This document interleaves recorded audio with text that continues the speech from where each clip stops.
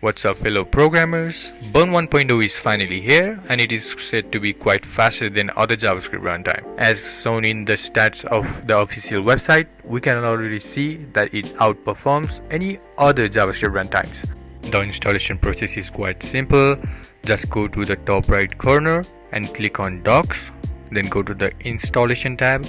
On the installation tab, we can see that for macOS, which I'm using right now, we can copy and paste the command right to our terminal, and we can also see that we have npm, homebrew, docker, proto and others for Windows too. Let's just open up our terminal and paste this. After the code is finally executed, we will see a successful notice. Let's go to the official documentation and click on quick start.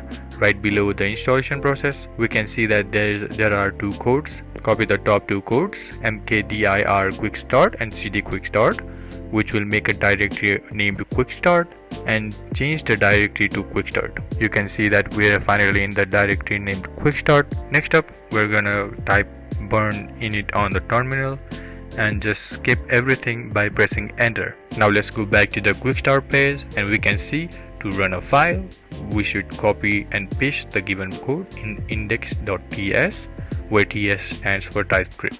Now let's open the working directory and find index.ts, and let's just copy and paste the whole code. Then come down to terminal and type bun index.ts, which will run our file. So if we go to our localhost and you see bun written, then congratulations, bun is finally installed. If we go back to the bun documentation, we can see that we can do a lot of things with it. So if you want a dedicated tutorial on bun, make sure to comment down below and I'll do my best to cover all your problems or questions.